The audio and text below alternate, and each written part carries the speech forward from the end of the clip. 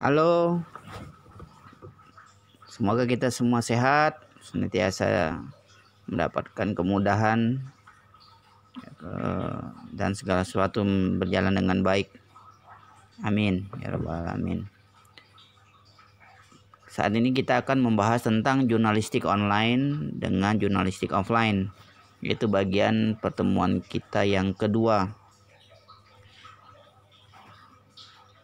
Jurnalistik online dan jurnalistik offline ini kita tinjau dari berbagai sisi atau sudut.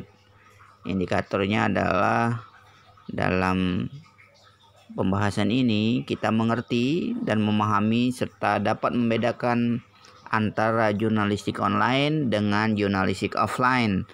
Kemudian bagaimana ruang lingkup dan lain sebagainya. Baik, kita mulai ya. Dalam kuliah jurnalistik online dan jurnalistik offline ini, materi yang akan kita bahas ini adalah diharapkan mahasiswa kemampuan akhirnya memahami jurnalistik online dan jurnalistik offline itu. Kemudian indikatornya adalah mahasiswa dapat menjelaskan pengertian jurnalistik online dan pengertian jurnalistik offline. Kemudian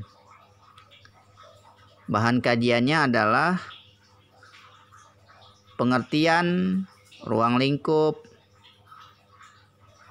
dan kegunaan jurnalistik online serta jurnalistik offline itu sendiri.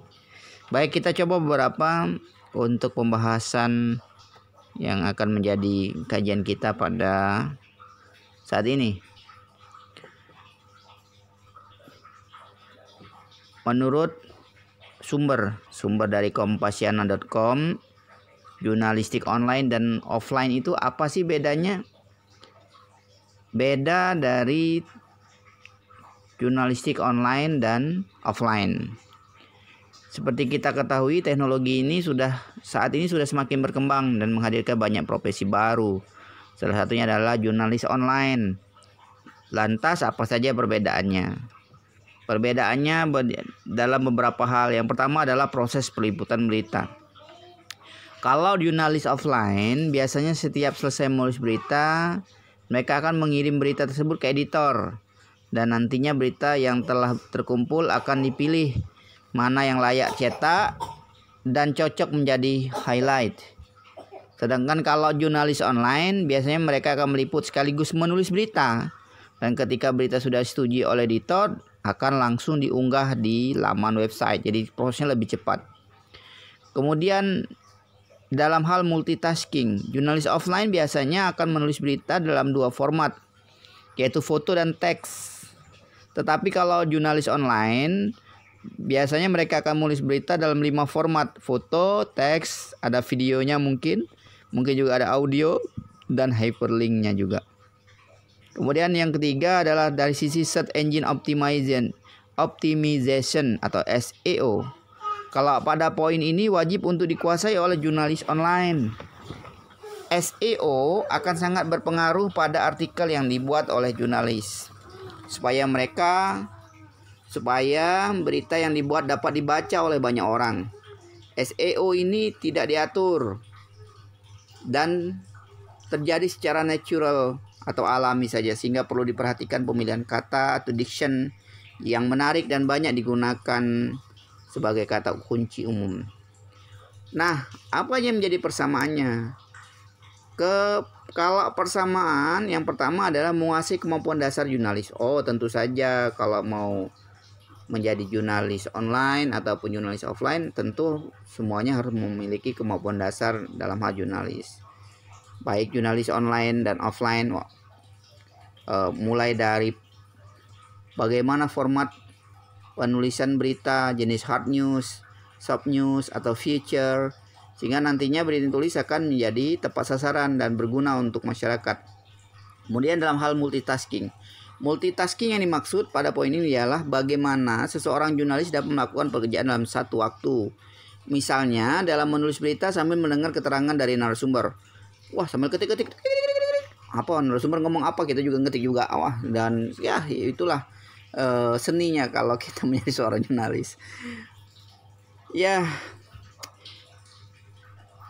kemudian ada juga persamaannya adalah memperbanyak kenalan dan pengalaman. Tentu kalau seorang jurnalis akan banyak mengenal orang lain, bertemu orang lain, kemudian pengalaman-pengalaman baru dan lain sebagainya. Nah, kemudian kita berdasarkan sumber romeltea.com, ini menarik juga, ini romeltea.com ini untuk kita pelajari karena ini banyak tulisan-tulisan yang menurut saya bisa jadi bahan pembelajaran kita. Berkenaan dengan pengertian jurnalistik dan ruang lingkupnya, romeltea.com membuat bagian-bagian pengertian jurnalistik secara bahasa, pengertian jurnalistik secara istilah, pengertian jurnalistik menurut para ahli dan akademisi. Kemudian jurnalistik merupakan keahlian utama wartawan atau journalism skills. Kemudian produk utama jurnalistik apa saja, aktivitas jurnalistik, kemudian jenis-jenis jurnalistik, pengertian wartawan atau jurnalistik itu seperti apa dan lain sebagainya. Baik rekan-rekan sekalian, pengertian jurnalistik secara umum bisa dipahami dari sejarah jurnalistik atau jurnalisme. Sejarah jurnalistik biasanya merujuk pada Akta Diurna. Akta Diurna artinya catatan harian, karena diterjemahkan sebagai catatan publik harian. Kemudian Akta Diurna dibuat melalui proses pengumpulan informasi atau news gathering, kemudian lakukan penulisan, kemudian atau news writing dan publikasi atau publishing. Proses itulah yang dikenal dengan istilah jurnalistik. Jadi secara umum dan praktis jurnalistik artinya adalah aktivitas pengumpulan, penulisan dan publikasi berita melalui media. Kemudian secara bahasa jurnalistik atau jurnalistik artinya itu kewartawanan atau hal ihwal pemberitaan. Menurut Kamus Besar Bahasa Indonesia KBBI, jurnalistik adalah yang menyangkut kewartawanan dan persurat kabaran, seni kejuruan yang bersangkutan dengan pemberitaan dan persurat kabaran. Atau istilah jurnalistik merupakan kata serapan dari bahasa Inggris journalism yang artinya kewartawanan, dan atau dari bahasa Belanda journalistiek yang artinya penyiaran, catatan harian. Nah, rekan-rekan sekalian, kita harus banyak membaca sumber-sumber literatur yang lainnya dalam hal mengenal bagaimana jurnalistik ini bisa berkembang. Jadi kalau dulu kita hanya mengenal jurnalistik yang offline, surat kabar, kemudian ada mingguan bentuknya terbitannya, kemudian ada yang harian, kemudian ada yang bulanan, ada juga bentuknya tabloid, ada bentuknya lain sebagainya, banyak sekali. Tapi sekarang juga sudah berkembang, semakin berkembang sesuai dengan keadaan zaman. Ini sudah dengan perkembangan jurnalistik online. Mungkin itu saja yang dapat kita sharing pada saat ini. Dan pertemuan berikutnya, minggu berikutnya, sahabat-sahabat membuat rangkuman.